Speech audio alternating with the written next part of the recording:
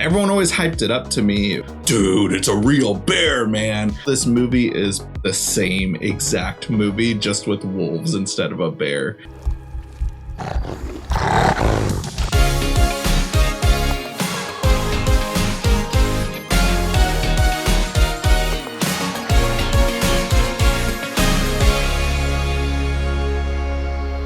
Drive-by movies, you're watching Fresh releases.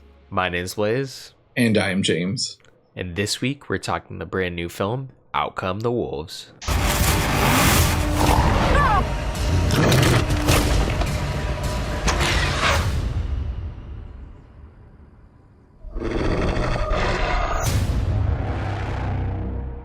Out Come the Wolves just hit Shudder, and in the deep wilderness, a weekend of hunting turns to mayhem in a fight for survival when a pack of wolves attack a man, his female best friend, and her fiance. So, this comes from director Adam MacDonald, who directed a movie called Back County about a decade ago. Or Back Country. Back Country, yeah, there we go. Back County is would be quite a different story, I guess. But yeah, Back Country makes more sense. But yeah, so that was, I believe I also saw that on Shudder. I just saw it for the first time earlier this year, and everyone always hyped it up to me by like saying, dude, it's a real bear, man. They shot all those scenes with a real bear. And I remember enjoying it for the most part, but still had a few problems. And now with this, I think this is MacDonald's like third or fourth film, but it's been a while since he's done anything. He's going back into that whole wilderness thing. Blaise, did you see Backcountry? And if not, what are your thoughts on your first film from MacDonald? So I didn't see Backcountry. I heard of it. I think I also might have got it confused with Grizzly Maze. I think there was a series of like 3 or 4 bear movies all kind of around the same time. And Backcountry just dropped my radar. I did see it on Shudder though, so I probably will be checking it out. I think overall though, Out Come the Wolves is kind of like a middling, it's a cool low budget attempt at a wolf movie that uses actual like wolves on set. But there are glaring like takes where like, oh, this is like definitely like a lower budget movie. I think we've gotten so many like kind of on the other spectrum of things like epic wolf movies that it does make this seem very, lowercase, I guess you could say. Gotcha. I'm curious what other wolf movies, because it's definitely a genre, like all these wilderness like animal attack movies is still something I'm relatively like newer to. You and I remember one night we had like a fun Friday, like drink beers and watched a weird movie, and we watched a movie with Leslie Nielsen. I think it was just called Animals, if I'm not mistaken. But it's always a genre that's fascinated me. I haven't seen Grizzly since I was a kid. Everyone loves Jaws, but I just love wild animal attack movies. And this movie's well shot, a little too shaky cam for my liking, but I would say if you're going to watch Backcountry, wait maybe 2 years so that way this movie's out of your mind, because overall this movie is pretty much the same exact movie, just with wolves instead of a bear. You have a similar setup of just like an engaged couple out in the wilderness and then a guy who kind of just interrupts. It's way more like kind of just thrown in there in Backcountry. This movie, it makes sense for this third wheel character, but in Backcountry, it's just a guy who just stumbles across them in the woods. It just creates turmoil for this about to be engaged couple. Versus this movie, it makes a little bit more sense on why they're there, and it does create a little bit more drama. But when it comes to the wolf sequences, I just thought it was a little too shaky cam, but they're still well shot cinematography wise, getting all these wilderness shots. But yeah, overall, just this movie is just more of the same, like slightly better narratively, but not that much better overall, I guess.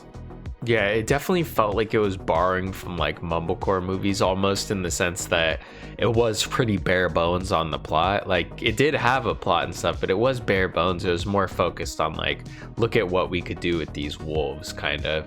And that's where I feel like a little bit of it fell flat for me, was just the fact that the wolves almost feel like supernatural at times, where they're just like they're just like appearing in places, or like, I know it's like trying to be like a slasher with like wolves, but it was like kind of comical at moments. And then even times where like the wolf takes out the fiance, but then like they don't even finish eating him really, they just like mess him up like pretty bad. Like it just felt like, okay, I don't feel like wolves would operate like that. I don't know enough about, I don't know if they were just full or what, but yeah, I felt like this movie's like logic definitely was like sliding at times and like going in and out on just what was like convenient to get the plot to that 90-minute runtime. Yeah, my girlfriend and I, when we were watching this, we were just kind of laughing at how the wolves like approach their prey within the movie, and exactly what you said, like it was kind of laughable at times. We're just like, these are more raptors than they are wolves. Like they're hunting in packs, but like slasher is a great way to describe them, though. But the whole time we're like laughing, like how these wolves are probably thinking, I'm gonna get you, but not yet. Oh, did that scare you? Well, I'm gonna run away and come back for you. I'm gonna kill you, just so you know, but I'm playing with you. So that we're just cracking up, like making jokes and adding in our own dialogue for the wolves, like during those sequences, because there's a lot of times I was like, dude, you could have ran at this point. Or there were moments where like, dude, why did you switch from the gun to the bow and arrow, or like vice versa? I was just like, what is going on here? Like, it makes sense in a slasher movie, and essentially this is a wilderness slasher movie, but just this movie feels very real, and moments like that kind of take away from it. Versus Backcountry, despite the narrative not being as good as the narrative here, I thought the wilderness stuff felt a little bit more natural in that movie. Yeah, this definitely feels like it borrows a little bit too much from slashers, in the sense that it's, at the core of it, it should be more of a survival movie as opposed to like a slasher style movie. And characters that make kind of interesting decisions that don't really make sense to the viewer is kind of really what's going to take you out of a movie like this. But I think overall it was impressive in the sense that, like, okay, this guy with a limited budget, I don't know the budget, but I mean, the film obviously seems like he has a limited budget, but he still has these like wolf dogs on set, and they look good when they're covered in like blood, or like, you know, like it's shot well enough. I think the shaky cam does add a realistic element to it that kind of gives it like that gritty kind of cinema verite or docu style feel. But there are times where like the editing is a little much. Like obviously they have to be crafty with the editing when using real animals on set, but it does feel like at times it is like a little bit like too heavy in the editing, just because they kind of have to be. Right, yeah.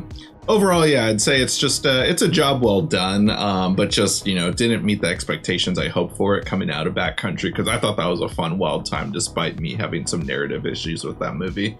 But yeah, this movie improves, like I said, some things, but I have some bones to pick with Shudder, because like Backcountry, this movie, I don't know if it's my setup, but I don't have any problems. I have a smart TV. I have an LG TV. I never have issues with Netflix, any 4K Blu-rays I put on through my Xbox. But I usually use the LG TV apps, but for whatever reason, Shudder is not available, so I have to use that through my Xbox to watch it. And for both Backcountry and this movie, I don't know if just Shudder is downgrading the quality of their movies drastically. It's in HD, but just because there's so much wilderness within the shots, a lot of it doesn't focus properly and gets very pixelated. So that was driving me crazy, especially with any dark moments within the movie. Drove me crazy with both movies, and just I think it also happened with Oddity as well. So Shudder, you really got to fix that. Like, you know, I know that costs a lot of extra money bringing in those servers to keep it at higher quality, but just like, I expect more from it if I'm going to watch it on a 4K TV and stuff. Yeah, it's like their bitrate is just too low with their servers, because it is a lot of that like wilderness space. It's a lot of green or a lot of similar, so the bitrate will be super low in those spots. And then also, yeah, when we were watching Oddity, I noticed that, yeah, any of the blacks, like the scenes that are super dark, like you could see them just like moving around and pixelated, and it's just like, dude, this is kind of like taking me out of this.